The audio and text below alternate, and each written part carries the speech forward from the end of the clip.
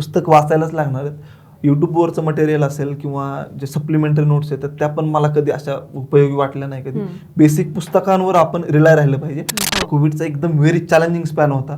परीक्षा कधी होणार आहेत माहीत नाही, परीक्षा होणार आहेत का नाही माहीत नाही, पुढं काय होणार आहे काहीच माहीत नाही, लायब्ररी बंद, सगळ्या गोष्टी. आणि हे कोविडमध्येच मी गावाकडे शिफ्ट झालो अभ्यास करायला. न्यूनगंडच असतो. प्रत्येकाची युनिक पर्सनॅलिटी आणि कोण ठरवणार की हे चुकीचं आहे हे बरोबर. तुमची भाषा अशी तर ही हीच चांगली आहे ना.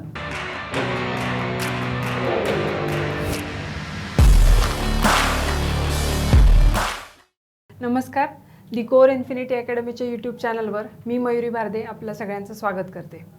आपण आज एक इंटरेस्टिंग मुलाखत घेऊन आलो आहे.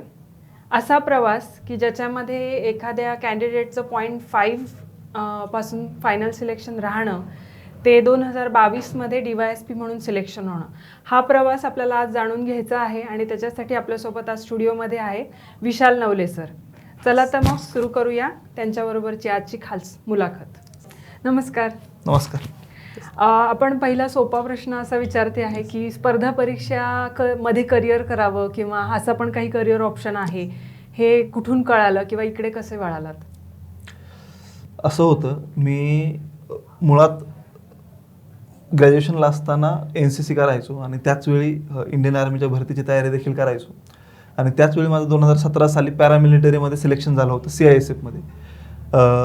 ते सिलेक्शन झालं असताना त्याचं जोपर्यंत जॉईनिंग येत होतं, ते जॉईनिंग येत असताना एक मनात कुठंतरी विचार आला की ह्याच्यापासून आपण काहीतरी वेगळं करूयात.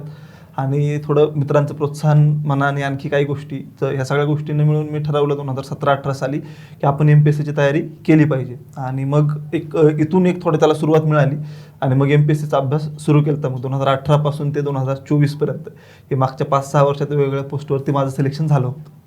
मग CISFचं सिलेक्शन सोडताना काही मनामध्ये असं द्विधा मनस्थिती आली नाही की हातातली पोस्ट किंवा सिलेक्शन सोडून द्यायचं आणि जे काही अजून माहिती नाही अशा क्षेत्राकडे वळायचं? डेफिनेटली ही माझ्या मनस्थितीपेक्षा माझ्यावर इम्पोज केलेली मनस्थिती होती. म्हणजे असं होतं की एक सर्वसामान्य शेतकरी कुटुंबात एक सरकारी नोकरी असणं हीच मुळात सगळ्यात मोठी अचिव्हमेंट आणि तीच त्यावेळची गरज पण होती. पण त्यावेळी घरच्यांना दिलेलं पाठिंबा असेल आणि प्रोत्साहन असेल, त्याच्यामुळे मी ठरवलं की आपण ही सोडूयात.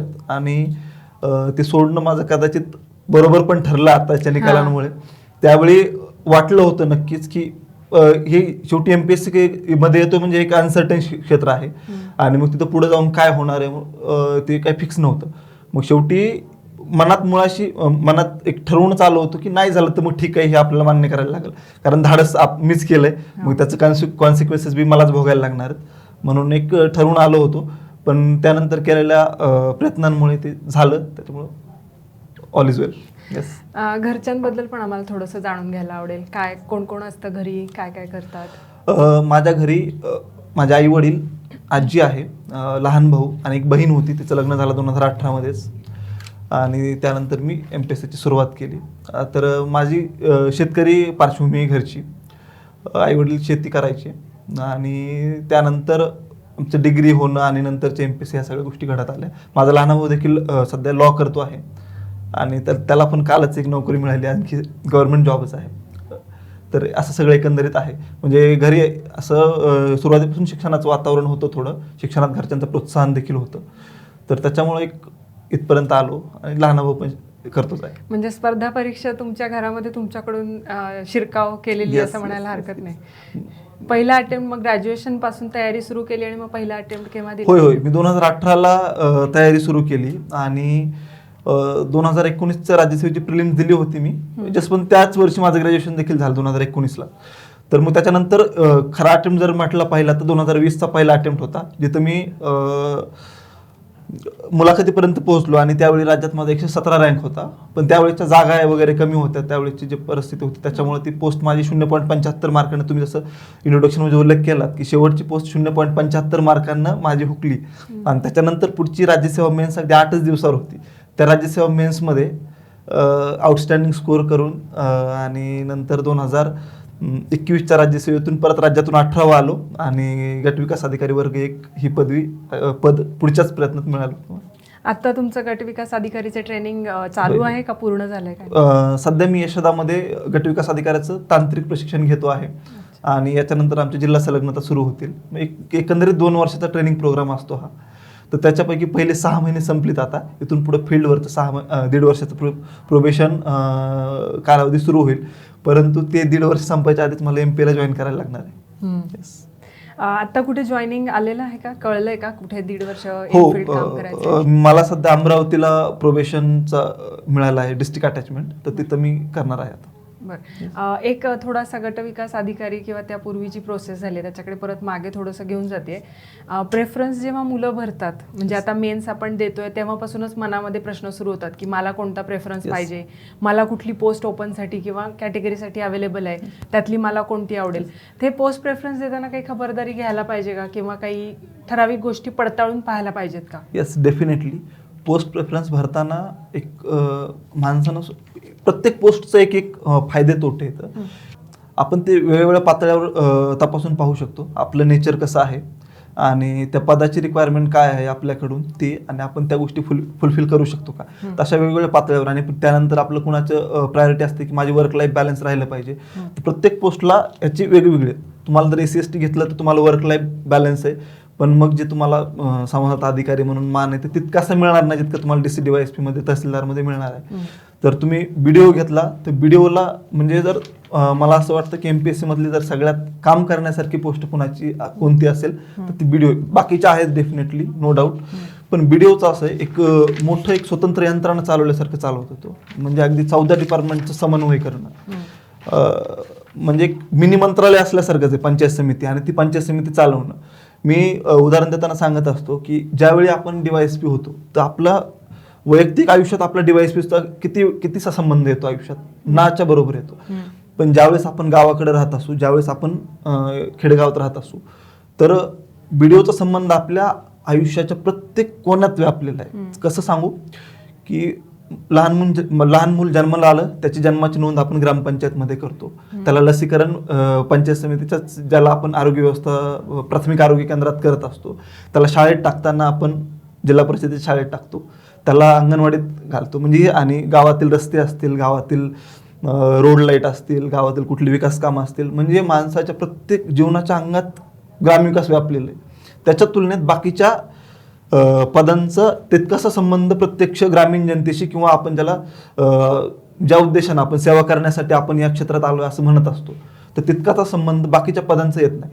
तर मग आपलं लक्ष सुरुवातीला फिक्स असलं पाहिजे की मला सेवा करायची, की मला ग्लोरी पाहिजे, की मला वर्क लाईफ बॅलन्स पाहिजे.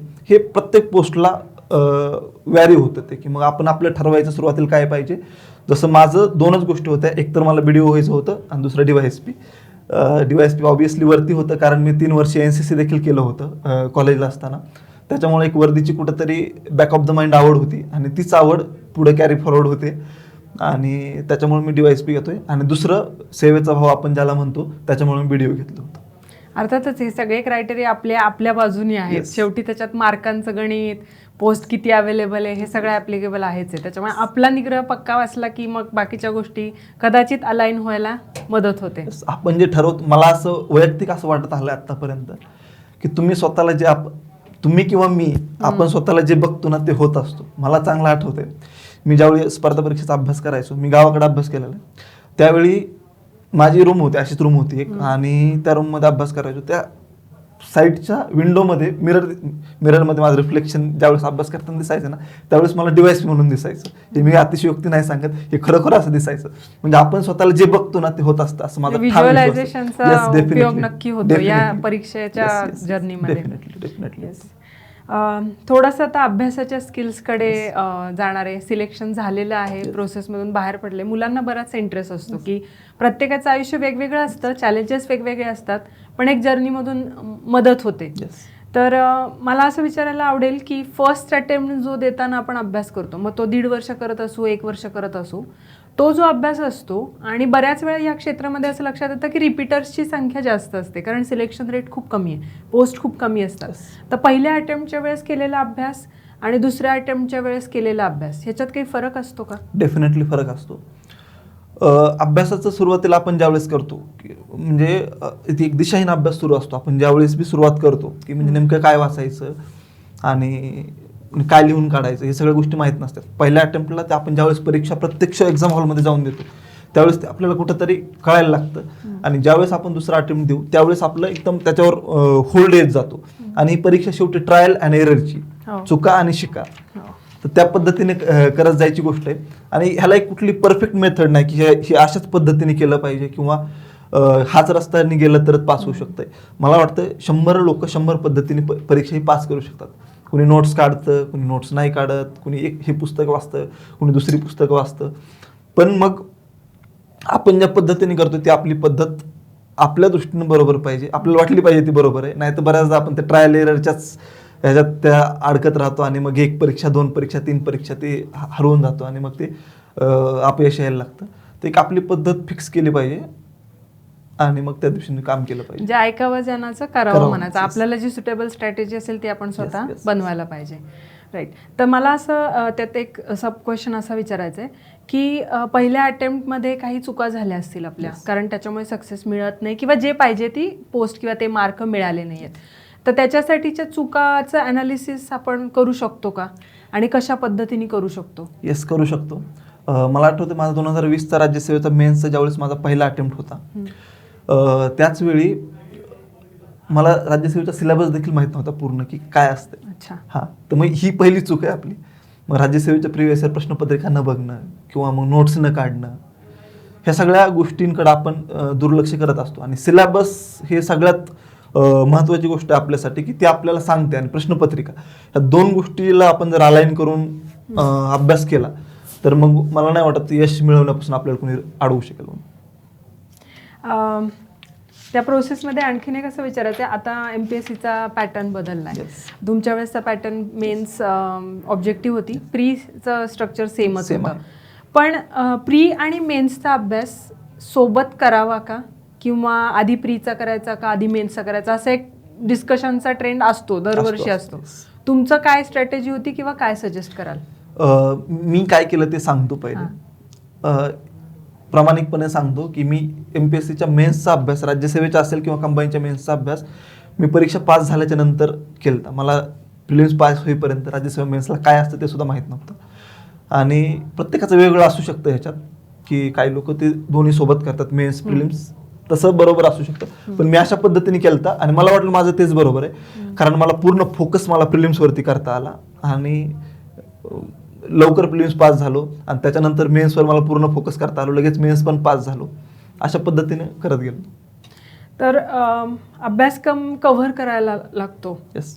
अभ्यासक्रम जर कव्हर नाही केला तर प्रश्न जास्त लवकर जास्त क्वांटिटीमध्ये सोडवता येत नाहीत, म्हणजे जास्त मॅक्झिमम अटेम्प्ट वाढवता येत नाही. तर सिलेबस कव्हर करणं हे बरोबर आहे का? काही जे अवघड टॉपिक्स आहेत ते ऑप्शनला टाकले पाहिजेत? काय केलं का असं? ॲटलिस्ट नाही केलं असं आणि करून चालत पण नाही. इथं कसं आहे की तुम्ही एका पेपरमध्ये एक्स्ट्रॉर्डिनरी स्कोअर केला आणि तुमचा एक पेपर राहिला तर तुम्ही स्पर्धेतून ऑलमोस्ट बाहेर पडू शकता, अशी परिस्थिती निर्माण होती. सगळ्या पेपरमध्ये आपल्याला सरासरी स्कोअर करण्याचं, त्यामुळे ऑप्शनलला टाकून काहीच जमत नाही. सगळ्याच पेपरमध्ये आपण ज्यावेळेस सरासरी स्कोअर करतो आणि एखादा पेपर आपण एक्स्ट्रॉर्डिनरी करतो त्यावेळेस आपण कुठेतरी त्या स्पर्धेत जात असतो. मी माझं उदाहरण सांगतो. मला GSला आता 4 GS असतात राज्यसेवा मेन्सला, तर त्यातल्या 3 GSला GS 1, 2 आणि 4 ह्याला सरासरी मार्क आहेत आणि 3ला एक्स्ट्रॉर्डिनरी मार्क म्हणून असे त्याला 114 115 मार्क आहेत, जे सरासरीपेक्षा जास्त आहेत. तर ही मार्क कुठेतरी आपल्याला त्या मेरिटमध्ये घेऊन जाणारे असतात. त्याच्यामुळे एखादा विषय स्किपला टाकला तर ते आपल्याला तोट्याचं ठरू शकतं, कारण एक मार्काची फाईट आहे. आपण जर आपल्याकडे 6 पेपर द्यायचे असतात आपल्याला राज्यसेवा मेन्सला, तर 6 पेपरमध्ये एक मार्क जर कमी झाला तर आपण 20, 30, 40 रँक मागे फेकल्या जाऊ शकतो. त्याच्यामुळे मला नाही वाटत कुठला असं स्किप केला पाहिजे. उलट प्रत्येक गोष्ट अशी फोकसनी केली पाहिजे, त्याचा नोट्स बनवल्या पाहिजे, त्याची वारंवार रिव्हिजन केली पाहिजे, असं हे सगळं केलं पाहिजे. मी पुढच्या प्रश्नाकडे त्याच येणार होते. नोट्स काढल्या पाहिजेत आणि रिव्हिजन काढले पाहिजेत, हे 2 मुद्दे. त्यातला पहिला आधी विचारते, नोट्स कधी काढल्या पाहिजेत आणि कशा पद्धतीने काढल्या पाहिजेत? तुम्ही काय केलं होतं? नोट्स कधी काढल्या पाहिजे ते सगळ्यात महत्त्वाचा प्रश्न आहे. मी ज्यावेळेस MPSCचा अभ्यास सुरू केला त्यावेळेस नोट्स बनवायला घेतल्या आणि त्या नोट्स जर आता काढून वाचल्या तर खरंच स्वतःच हसायला येतं की अगदी काही पण लिहिलेलं असतं त्याच्यात, म्हणजे याचं एकदम अनावश्यक. आपण पूर्ण वाक्यात लिहित असतो की 1857च्या उठावात अमुक अमुक यांनी सहभाग नोंदवला, तर तेच नोट जर आपण 2 वर्षांनी अभ्यास झाल्याच्या नंतर काढली तर तिथं लिहिताना आपण सरळ लिहितो 1857 खाली आडवी डॅश लाईन मारणार, त्यातल्या व्यक्तींची नावं लिहिणार आणि कुठं कोणत्या शहरात कोणत्या लोकांनी उठाव केला, तर अशा पद्धतीने करत असतो. आणि तेच जर सुरुवातीला केलं तर आपण पूर्ण लाईन मध्ये लिहितो आणि मग ते आपल्या नोट्स त्या पुस्तकांपेक्षा मोठ्या होऊन जातात आणि ते आपल्याला वाचायला त्याला अवघड होऊन जातात. अनावश्यक कंटेंट आपल्या नोट्समध्ये येतो. त्याच्यामुळे 1-1.5 वर्ष 2 वर्ष आपलं ज्यावेळेस प्रश्नपत्रिकांवरती सिलेबसवरती ज्यावेळेस कमांड येईल त्यावेळेस नोट्स काढल्या तर म्हणजे बेसिक रीडिंग व्हायला पाहिजे, ते समजलं पाहिजे Yes. आणि मग नोट्स काढल्या पाहिजेत. तर त्याच्यामध्ये नोट्स मेकिंग हा मुद्दा जसा आहे तसा रिव्हिजनचा काय रोल असतो? कधी करायला पाहिजे रिव्हिजन, कशी करायला पाहिजे, कसं केलं होतं तुम्ही? नोट्स पूर्ण प्रिपेअर कधीच होत नाही. म्हणजे एखादी नोट्स आपण घेतली की मी माझी ही GS1 ची नोट्स आहे, ही GS1 ची परफेक्ट नोट्स आहे असं कधीच आणि कुणीच म्हणू शकत. त्याच्यामुळे एक नोट्स आपली इनरिच करत गेलं पाहिजे आणि त्याच्या पॅरलली आपण जे रिव्हिजनचं विचारलं, जितके जास्त रिव्हिजन करू, MPSC पास होण्याचा एकच मला वाटतं RRRचा मंत्र आहे, रिव्हिजन रिव्हिजन रिव्हिजन. बस पहिला अभ्यास करा आणि तेच रिवाईज करायचा. पॉलिटी लक्ष्मीकांत सरांच्या पुस्तकाच्या बाहेरचं येतच नाही, मग तेच रिवाईज करायचं आपल्याला. ती वाचायला पुस्तक वाचायला असा लागतो वेळ कितीचा, 8 दिवस 15 दिवस, त्याच्यानंतर रिव्हिजनच करायचे ना. आणि ह्याच्यापेक्षा जास्त पुढे जाऊन अजून जर बघितलं ना, त्याचे जे फॅक्ट आहेत त्या फॅक्टवर आपला कमांड आला पाहिजे. एक आपण आपल्या नोट्समध्ये, आणि नोट्स कशा असल्या पाहिजे, नोट्सचं बी मी तुम्हाला जसं सांगितलं ना की एकदम कन्साइज असल्या पाहिजे. ते आपल्या म्हणजे आपल्याला नंतर दुसरं लक्ष्मीकांत तयार नाही झालं पाहिजे. मग ते आपल्यालाच वाचनीय असलं पाहिजे नंतर, नाही तर आपल्याला वाचायला नको वाटलं तर मग ते अवघड होऊन जातं सगळं. त्याच्यामुळे कन्साइज नोट्स बनवणे आणि त्या होईल तितक्या वेळेस रिवाईज करणं.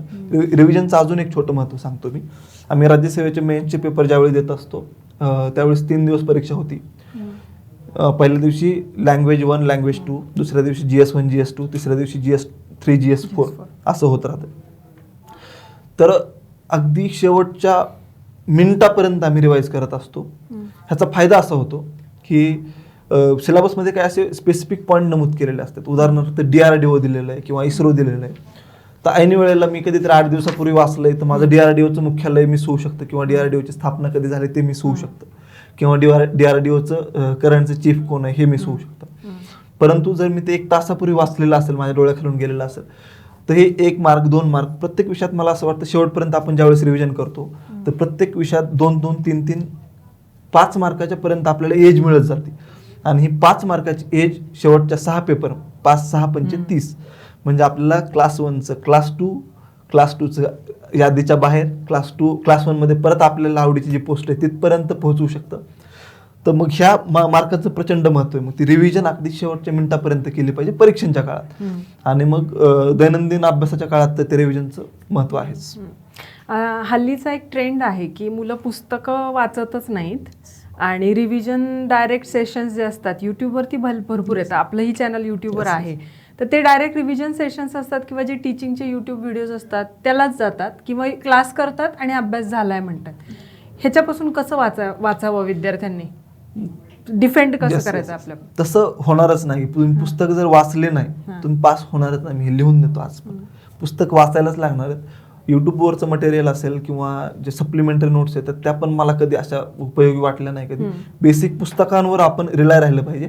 आणि कधी खूपच बोर होत असेल तर युट्यूबवरचे लेक्चर आपल्याला एक सप्लिमेंटरी म्हणून आपण त्याला करू शकतो. पण पूर्णपणे युट्यूबवरचे लेक्चर बघून मी पास होईल मला नाही वाटत हे कधी होईल म्हणून. असं म्हणजे ते मेंदूत आणि हृदयात कोरलं जाण्यासाठी वाचायला पाहिजे. आपण हे करत असतो ना, युट्यूबवरचे लेक्चर बघत असतो किंवा ऑनलाईन आपण अभ्यास करत असतो, त्यावेळेस एक पॅसिव्ह लर्निंग टाईपची आपली प्रोसेस सुरू असते. म्हणजे समोर कोणीतरी सांगतंय, मी जस्ट ऐकतोय ते, पण मी ज्यावेळेस वाचतोय त्यावेळेस माझं माइंड त्याला रीड करतंय, मी काहीतरी त्यात करतोय. मग ते एक ऍक्टिव्ह लर्निंगचा टाईप आहे. आपण ज्यावेळेस पुस्तकातून वाचतो, आपण ज्यावेळेस नोट्स काढतो ते, आणि त्याच्या विरुद्ध युट्यूबवरून करतो त्यावेळेस आपण थोडं एक पॅसिव्ह मोडमध्ये गेलेलो असतो आणि त्याचा फायदा थोडा कमी होतो असं मला वाटतं. तुमची अशी एखादी बुक लिस्ट आहे का आमच्या स्टुडंट्सला जे ऐकतायत त्यांना उपयोग होईल अशी? येस, डेफिनेटली सांगेल मी. पण याच्यात अजून असं आहे, मी कुणाची जाहिरात करत नाही.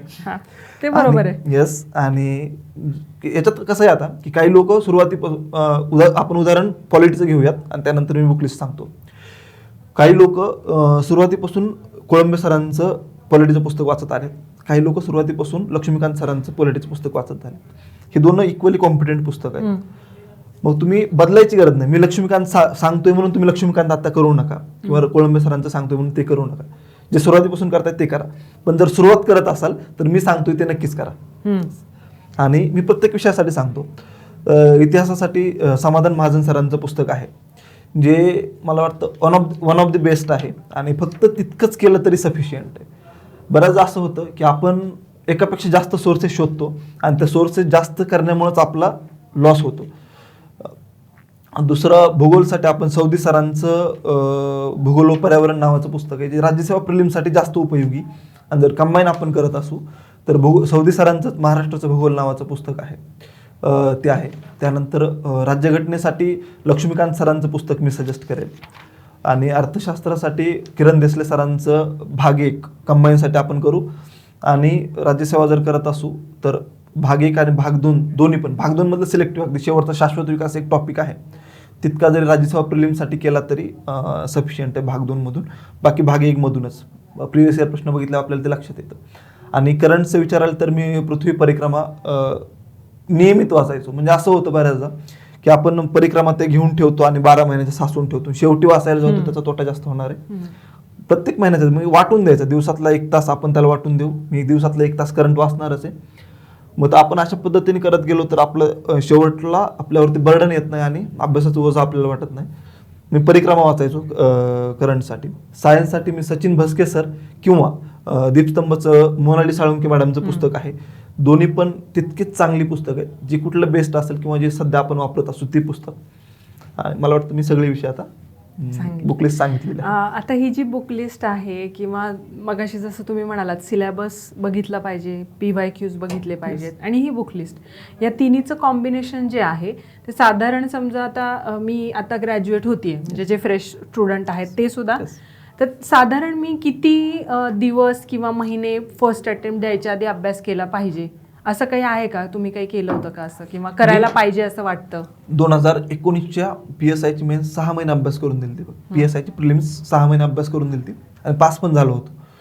तर एक परीक्षा सुरुवातीपासूनच दिल्या पाहिजे, कारण एक आयोगाच्या प्रश्नपत्रिकांचा पण अप्रोच आपल्याला येत जातो, कारण आपल्याला अटेम्प्टची मर्यादा तर काय नाही, अजून तरी नाहीये होपफुली.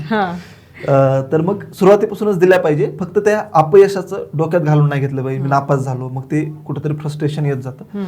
आणि 1 वर्षाच्या 1.5 वर्षाच्या अभ्यासात आपण प्रिलिम्स 100% पास होऊ शकतो असं मला वाटतं. आणि बऱ्याचदा असं होतं, मी स्पष्टपणे मुलांना सांगत असतो की अशी लोक बघितलीत मी की 5 वर्ष अभ्यास करतात पण प्रिलिम्स पास नाहीत, मग त्यांनी करण्यात मला अर्थ नाही वाटत. तर मग म्हणजे आपण त्यावेळेस प्लॅन बीचं बोलत असतो किंवा MPSC सोडायचं बोलत असतो, त्यावेळेसची गोष्ट सांगतो मी. आणि 1-1.5 वर्षाचा अभ्यास पास होतो प्रिलिम्स पास व्हायला कुठली बी, आणि पोस्ट काढायला 3 ते 4 वर्षाचा अभ्यास सफिशियंट आहे. तर टार्गेट ठेवलं पाहिजे का की एवढ्या वर्ष मी MPSCला देईन आणि झालं तर ठीक, नाही तर मग मूव्ह ऑन करायला पाहिजे, असं एक नवीन आता ट्रेंड आपण बोलतोय, बऱ्याच ठिकाणी तो बोलला जातोय, प्रत्येक करिअर ऑप्शनसाठी हा ऍक्च्युली आहे. MPSCला तो लागू पडतो का? प्लॅन बी बद्दल बोललं पाहिजे, आणि मी प्लॅन बीचा एकदम समर्थक आहे. कारण आपण पेठेत जर बघितलं तर पेठेत नाही कुठं पूर्ण MPSC 3-4 लाख लोक परीक्षा देत असतात, आणि शेवटी यश की त्यांच्या हाताला येतं 400, 500, 600. बाकीच्या 3,90,000 लोकांचं किंवा 3,99,000 लोकांचं काय? तर ह्याच्यासाठी आता याच्यात बरेच असे लोक आहेत की जी प्रिलिम्स मेन्स असं देतात.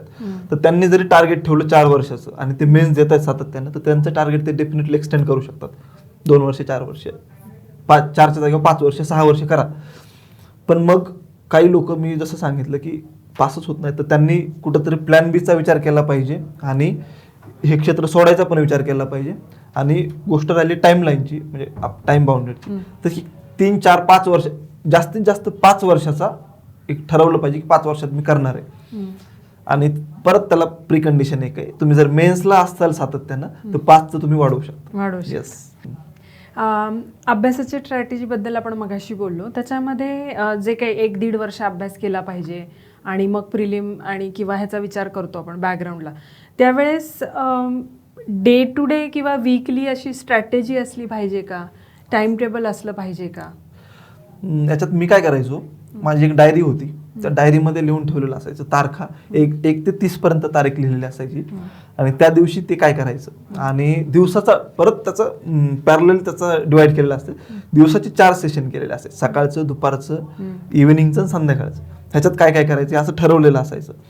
पण बऱ्याचदा असं होतं की आपलं त्यावेळी तितका होत नाही. मी ठरवलं की माझं लक्ष्मीकांत सरांचं पुस्तक मी 8 दिवसात संपवणार आहे आणि माझं ते संपलं नाही, तर मग आपण बर्डन येतं, तर ते नाही आलं पाहिजे फक्त हे करताना.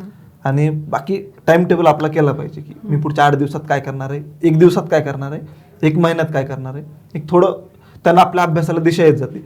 नाहीतर काय होतं की भरकटलं जातं. त्याच्यामुळे प्लॅनिंग पाहिजे, एक डायरी करून ठेवली पाहिजे आपल्याजवळ.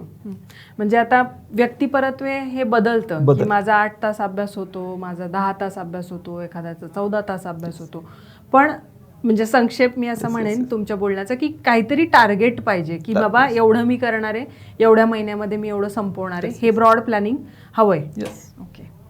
आता 2025 पासून डिस्क्रिप्टिव्ह पॅटर्न होणार आहे, पण 2024ची आत्ताची जी प्री आहे त्याच्यात ऑब्जेक्टिव्हची मेन्स होणार आहे. तर असे काही स्टुडंट आहेत आत्ता आजूबाजूला की जे आत्ताची प्री आणि मेन्स ही देण्याचं टार्गेट ठेवतात आहेत, पण समाव नाही झालं तर त्यांना ऑब्जेक्टिव्ह मेन्सकडून डिस्क्रिप्टिव्ह मेन्सकडे शिफ्ट करायचं आहे.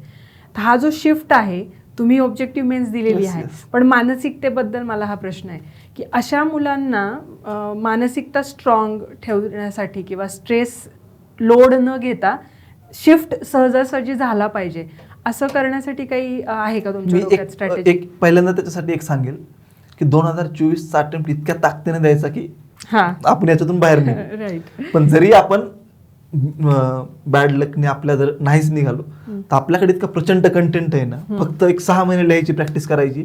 लिहिण्यावर कमांड आलं की आपण परत स्पर्धेत आहे आणि आपली स्पर्धा त्याच लोकांसोबत आहे. स्पर्धा जी आपल्यासोबत ऑब्जेक्टिव्ह देत होती तीच लोक आपल्यासोबत डिस्क्रिप्टिव्हला पण स्पर्धेला आहेत. त्याच्यामुळं त्यांना पण तितकंच अवघड जाणार आहे. फक्त याच्यात एक्स्ट्रा लोक कुठली येणार आहेत जे ऑलरेडी पहिल्यापासून UPSC करतायत, त्यांचं थोडं आपल्याला जास्त कॉम्पिटिशन फेस करायला लागू शकतं. पण एक 6 महिने 8 महिन्यात आपण ते अडॉप्ट करू शकतो असं मला वाटतं. त्याच्यामुळे असं काही नाराज व्हायचं काही वाटत नाही. आपण ते प्रयत्नपूर्वक मिळवू शकतो तितकं. या सगळ्या जी जर्नी असते ना की फर्स्ट अटेम्प्ट दिला, मेन्सपर्यंत पोहोचलो, सेकंड अटेम्प्ट दिला, म्हणजे तुमचा पण जो जर्नी आहे की 0.75 मार्क्सनी गेलं, मग दुसऱ्या अटेम्प्टला मी गट विकास अधिकारी झालो, मग तिसऱ्या अटेम्प्टला आता मी DYSP झालो, आता मी थांबतोय. पण हे जे 3 वर्ष आहेत म्हणजे 12-1-12, 12-2-24, 12-3-36, हे 36 महिने त्यातले आठवडे कंटिन्यू अभ्यास करत राहणं किंवा तो टेम्पो मेंटेन करणं हे चॅलेंजिंग आहे. म्हणजे मी पण कधी काही स्पर्धा परीक्षांचा अभ्यास केला, तर तो टेम्पो मेंटेन करताना खूप चॅलेंजेस येतात आणि त्या चॅलेंजेसची रेडीमेड उत्तरं नाही आहेत. तर ते करण्यासाठी तुम्ही काय केलं? ह्याला काहीच उत्तर नाही. तुम्ही 36 महिने सांगितले, माझा टोटल अभ्यासाचा कालावधी 59 महिन्याचा आहे. तर आणि त्याच्यामध्ये कोविडचा स्पॅन पण होता. कोविडचा एकदम व्हेरी चॅलेंजिंग स्पॅन होता. परीक्षा कधी होणार आहेत माहित नाही, परीक्षा होणार आहेत का नाही माहित नाही, पुढं काय होणार आहे काहीच माहित नाही, लायब्ररी बंद, सगळ्या गोष्टी. आणि हे कोविडमध्येच मी गावाकडे शिफ्ट झालो अभ्यास करायला. सगळं अनसर्टन होतं सगळं.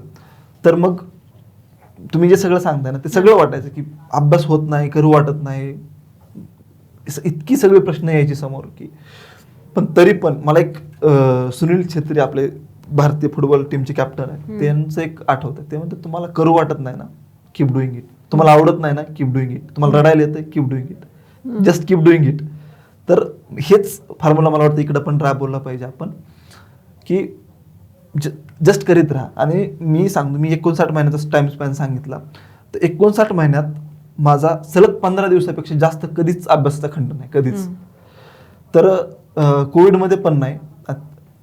तर हे असं आपण म्हणजे केलं पाहिजे ते.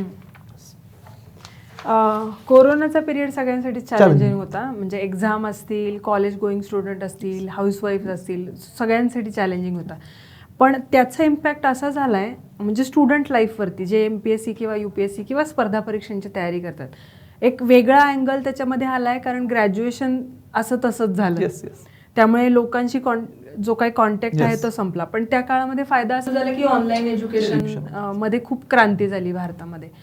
तर या सगळ्या गोष्टींमध्ये प्रवासामध्ये मार्गदर्शन किती प्ले करतं? म्हणजे व्यक्ती असेल, क्लास असेल, पुस्तक असेल, याचा काय रोल असतो मार्गदर्शनाचा? मार्गदर्शनाचा रोल डेफिनेटली असतो. एक पहिला रस्ता चुकला तर आपण शेवटपर्यंत चुकत जाणार आहे. त्याच्यामुळे अगदी सुरुवातीला मार्गदर्शन योग्य मिळालं आपल्याला. मी सुरुवातीला पण म्हटलं होतं की ट्रायल अँड एरर, पण एरर करायचीच नाही असं मला वाटतं. की सुरुवातीपासून जर आपल्याला योग्य रस्ता कोणी सांगत असेल, तू ही पुस्तकं वाच, तू नोट्स काढ, तू ह्या परीक्षा दे, तर असं जर सगळं ठरवून होत असेल तर हे प्रवास आपल्या अपेक्षेपेक्षा जास्त सोपा होऊ शकतो असं वाटतं. त्याच्यामुळे मार्गदर्शनाचा रोल ह्याच्यात आहेच. एक चांगला गाईड आपल्याकडे असला पाहिजे, आणि जरी नसला तर आपण कुणाला तरी, आता सगळे सोशल मीडियाचे एवढे प्लॅटफॉर्म आहेत, टेलिग्राम आहे, यूट्यूब आहे आणि इंस्टाग्राम आहे, व्हॉट्सअप आहे, तर कोणी पण आपण एक पास झालेले विद्यार्थी आपल्याला सहज अवेलेबल होतात. त्यांना कॉन्टॅक्ट करण्यात त्यांच्याकडून कोणी पण तयार होतं तुम्हाला सांगायला. असं कुणीच नाही म्हणणार नाही की मी तुला का सांगू. कुणाला पण अप्रोच केलं की 5-10 मिनिटं कुणी बी सांगून देईल, आणि ते 10 मिनिटाचं ओरिएंटेशनच भरपूर होतं असं वाटतं मला. ओके. आपण हे जे काय अभ्यासाची पद्धत आत्ता बोललो, जी ऑब्जेक्टिव्हमधून आता शिफ्ट होणार आहे, पण प्रिलिम तर ऑब्जेक्टिव्हच राहणार आहे, किंवा आता ह्या वर्षीची मेन्स ही ऑब्जेक्टिव्ह राहणार आहे. तर हा ऑब्जेक्टिव्हचा जो अभ्यास असतो त्याच्यामध्ये लक्षात ठेवण्याचा MPSC मध्ये खूप चॅलेंज आहे, ऑब्जेक्टिव्ह गोष्टी लक्षात ठेवणे. तर त्याच्यासाठी काही नुसके आहेत का तुमच्याकडे, की कसं लक्षात ठेवलं एवढं सगळं? त्याच्यासाठी आपण एक फॅक्ट बुक तयार करू शकतो आपली. मग सगळ्या विषयांची करूयात ती, 6-7 विषयांची, पण एक छोटी 100 पानाची फॅक्ट बुक करू. त्याच्यामुळे आपला त्याच्यावर कमांड येत जाईल. आणि आपण एक ट्रिक बनवत असतो. जसं एक उदाहरण सांगायचं झालं तर 6व्या अनुसूचित कुठली राज्य आहेत, तर ते असे आठवत नाही डायरेक्टली. तर मग त्याचं आम्ही मित्र करून ठेवलं, आसाम, मेघालय, मणिपूर, त्रिपुरा, मिझोरम, त्रिपुरा. अशा मल्टिपल ट्रिक्स, की डोलोमाइट कुठं सापडतं, तर जस्ट आपण ह्याच्यावर महाराष्ट्राच्या नकाशावर चंद्रपूर, यवतमाळ आणि गोंदिया, गडचिरोली अशी रेष मारायची. एका रेषमध्ये येतात ते, कर्व मारला का कंपासचा, तर मग असं लक्षात ठेवायचे ट्रिक वेगवेगळ्या बनवून. मग ते लोह कुठं सापडतं, त्याच्यासाठी लो सिंगो चंद्रगडना, अशा वेगवेगळ्या ट्रिक्स बनवून ठेवणे. खाड्यांचा क्रम काय, डोंगरांचा क्रम काय, आपल्या डोंगरांच्या उंचींचा क्रम काय, नद्यांचा क्रम काय, त्याच्या सगळ्यांसाठी आपण एक ट्रिक बनवू शकतो. फक्त ट्रिक इतक्या पण नाही बनवायची की ट्रिकचीच ट्रिक बनवायला लागेल एखादी. ऑब्जेक्टिव्हचा अभ्यास करताना स्वतःचे ट्रिक्स उपयोगी पडतात. तर नक्कीच मुलाखतीची तयारी कशा पद्धतीने केली, किंवा वेगळं काही एफर्ट्स द्यावे लागले का, की पर्सनॅलिटीज इतकी छान होती की इंटरव्ह्यूला फारसा काही त्रास आला नाही? वेगळं काही प्रिपरेशन करावं लागतं का? मुलाखतीचं बऱ्याचदा असं होतं की मुलाखतीला आम्ही सगळेच, म्हणजे मी पण सुरुवातीला, कॅन्डिडेट कॅज्युअली घेतात, त्याला परीक्षेचा हिस्साच मानत नाही. मुलाखत ही आपण मेन्स परीक्षा जितक्या ताकदीने करतो तितक्याच ताकदीने करायची गोष्ट आहे. म्हणजे ती तितक्याच जाणीवपूर्वक केली पाहिजे, त्याचा अभ्यास केला पाहिजे. आणि अभ्यास केल्याचा फरक पडतो, कारण आपण ग्रॅज्युएशन केलेलं असतं. ग्रॅज्युएशनवर प्रश्न येतात, करंटवर प्रश्न येतात, काय आपल्या ओपिनियन बेस्ड प्रश्न असतात. तर अशा प्रश्नांचं आपण जोपर्यंत माइंडमध्ये ते ब्रेन स्टॉर्मिंग करत नाही तोपर्यंत तशी उत्तर आपल्याकडून ती दिल्या जात नाहीत. त्याच्यामुळं मुलाखतीची तयारी केली पाहिजे, आणि ही मुलाखतीची तयारी ग्रुपनं जर केली ना तर जास्त फायदा होतो. आता मी सुरुवातीला माझे पहिल्या मुलाखतीत 48 मार्क होते, जे सरासरीपेक्षा खूपच कमी आहेत. पुढच्या मुलाखतीत 55 होते, जे सरासरीच्या लेवलला आहेत. आणि आता रिसेंटच्या मुलाखतीत 61 आहेत, जे सरासरी आहेत, परंतु एक्स्ट्राऑर्डिनरी त्याला नाही म्हणता येणार आपल्याला. तर मुलाखतीचा असा मी तयारी करत जसं जसं गेलो तसं मुलाखतीच्या मार्कात माझ्या वाढ होत गेली. तर ती आपली जी पर्सनॅलिटी असते, जी चेक करतात इंटरव्ह्यूमध्ये, अर्थातच नॉलेज त्यांचं चेक करून झालेलं असतं, तर ती पर्सनॅलिटी समजा एक बऱ्याच वेळा असं लक्षात येतं की मुलांना कॉम्प्लेक्स असतो की माझी पर्सनॅलिटी चांगली नाही आहे. तर तो न्यूनगंड आपण स्वतःच कसा काढला पाहिजे? आणि हे न्यूनगंड शब्द एकदम करेक्ट वापरला. हे न्यूनगंडच असतो. प्रत्येकाची युनिक पर्सनॅलिटी, आणि कोण ठरवणार की हे चुकीचं आहे हे बरोबर? तुमची भाषा अशी तर हीच चांगली आहे ना, तुमचं चालणं हेच चांगलं आहे. असं स्टँडर्ड कोणी घालून दिलं की असं बोललं तरच चांगलं, तुम्ही असं राहिले तरच चांगलं, असं बसले तरच चांगलं. तर एक थोडा डेकोरम पाळून फक्त की आपण आहे असे, म्हणजे फॅब्रिकेटेड जर गेलो आपण तिथं, म्हणजे काहीतरी आपण दाखवण्यासाठी जर तिथं बसलो तर त्यांना लगेच लक्षात येतं, ते काही सेकंदात ओळखतात ते. आणि माझ्या मुलाखतीचा अनुभव सांगतो. मला सन्माननीय वाघ सर होते मुलाखतीला, तर त्यांनी गेल्या गेल्या मला विचारलं, DYSP व्हायचं ना तुला? बघितल्या कळतं त्यांना तुला काय पाहिजे. म्हणलं हो सर. ठीक आहे म्हणे, बस मग फॉर्मॅलिटीज झाल्या गुड मॉर्निंगच्या वगैरे, आणि सांग तुला काय विचारू. त्यांना मी सांगितलं की काही पण विचारा सर. मग काही पण म्हटल्यावर त्यांनी मला मुलाखतीचे माझे मागचे मार्क वगैरे इत्यादी गोष्टी विचारल्या, आणि एका प्रश्नावर येऊन मी थांबलो. असं टेबलावर जोरात हात आपटून म्हणाले, मी तुला जास्तीचा वेळ देतोय, तू मला पटवून दे की तुला DYSP का करू मी. तर मग हे त्यांना पण कळत असतं की कोण योग्य उमेदवार आहे. त्याच्यामुळे ते एकदम ते ओळखतात, तुम्ही किती फॅब्रिकेटेड बोलताय, तुम्ही किती खोटं बोलताय, ते सगळं त्यांच्या लक्षात येत असतं. त्याच्यामुळे आपण जे जेन्युइन आहे तेच तिथं प्रेझेंट ॲटोमॅटिकली होतं प्रेझेंट. आपण तिथं प्रेशरच इतकं असतं की आपण ते फॅब्रिकेटेड स्वतःला प्रेझेंटच करू शकत नाही. पहिली 5 मिनिटं करू, पण नंतर आपलं पितळ उघडं पडून जातं. त्याच्यामुळे जे आहे ते दाखवलं पाहिजे. मग इंटरव्ह्यूची अशी काही तयारी केली होती की रूममध्ये प्रश्न विचारणं एकमेकांना? म्हणजे मॉक इंटरव्ह्यू हा एक स्ट्रक्चर्ड भाग झाला, बाहेरच्या ठिकाणी मॉक इंटरव्ह्यू देणं, पण त्या व्यतिरिक्त बॅकग्राऊंडला काय तयारी केली अशी? आता आम्ही जवळपास मागचे 3 महिने आम्ही 5-6 मित्र होतो, आम्ही ट्रेनिंगमध्येच होतो. तर ट्रेनिंगच्या काळात आम्हाला रिकामा वेळ ज्या वेळी भेटायचा त्यावेळेस आम्ही जवळपास आमच्या बॅचमधले अर्धी लोक मुलाखतीला होती. त्याच्यामुळे एक छोटा ग्रुप केला आम्ही 5-7 जणांचा, आणि ऑलमोस्ट सगळी झाली. त्यातले डेप्युटी कलेक्टर झाली, DYSP झाली, आणि नगरपालिका CO वगैरे झाली. तर आम्ही बसायचो संध्याकाळी, आणि मग एकमेकांना प्रश्न विचारणं, चर्चेतले मुद्दे काय आहेत त्या चर्चेतल्या मुद्द्यावर चर्चा करणं, त्याच्यावर ओपिनियन काय असेल, मग एखाद्याचं कुणाचं टोकाचं ओपिनियन असेल तर त्याला माइल्ड कसं करणं, त्याच्यावर एक ऑलराऊंड आमचं त्याच्यावर डिस्कशन व्हायचं, आणि ह्याचा एक खूप फायदा होतो मला. एक लास्ट प्रश्न विचारते की मॉक म्हणजे टेस्ट असेल, मॉक इंटरव्ह्यू असेल, किंवा आता डिस्क्रिप्टिव्हचा पॅटर्न आहे, सगळ्या ठिकाणी जी सराव गोष्ट असते, एक्झामचा सराव, त्याचा केला होता का तुम्ही, आणि त्याचा रोल आहे का, महत्त्वाचा रोल आहे का, नाही आहे का, ठीक आहे मॉकचा. मी सुरुवातीला त्या टेस्ट सोबत, प्रिव्हियस इयर प्रश्नांसोबत टेस्ट पेपर सांगायचं विसरलो. Test paper is one of the key आपण त्याला मॉक टेस्टच म्हणूया त्याला, की आणि तसंच मग मुलाखतीला पण मॉक इंटरव्ह्यू देणंच आहे. टेस्ट आपण ज्यावेळेस अभ्यास करतो त्यावेळेस पण मॉक पेपर सोडवणंच आहे. मी दररोज एक पेपर सोडवायचो कंबाईनचा, म्हणजे ज्यावेळेस परीक्षा माझी 2-3 महिन्यात राहिली होती ना, तर माझ्याकडे आत्ता पण बघितलं तर टेस्ट पेपरचा इतका असं हे लागलेला, गठ्ठा लागला. तर इतके टेस्ट पेपर सोडवले, मग ते टेस्ट पेपरचा फायदा आपल्याला परीक्षामध्ये होतो. मॉकचं पण तसंच, की मॉक दिल्यामुळे आपले थोडे, मी ब्रेन स्टॉर्मिंग सांगितले तसं होत जातं, आणि आपल्याला बोलायचा थोडा सराव होत जातो. आणि आता डिस्क्रिप्टिव्ह येणार आहे, तर डिस्क्रिप्टिव्हचं असं आहे की तिथं तर ते सराव करणंच आहे, कारण ऑब्जेक्टिव्हचं तर एक वेळेस भागून जाईल, डिस्क्रिप्टिव्हला तर सरावच करायला लागणार आहे, त्यामुळे प्रॅक्टिस मस्ट आहे. म्हणजे हा जो आहे मॉक टेस्ट असेल, मॉक इंटरव्ह्यू असेल, हा सुद्धा एक रिव्हिजनचाच भाग आहे, त्यामुळे ती द्यायलाच पाहिजे. शेवटी तुम्हाला काही संदेश द्यायचा असेल, जे नवीन मुलं आहेत, जे आता परत रिपीटर्स आहेत, अशा सगळ्या स्टुडंट्सला काही सांगायचं असेल तुम्हाला संदेश किंवा मार्गदर्शन तर प्लीज. नक्की.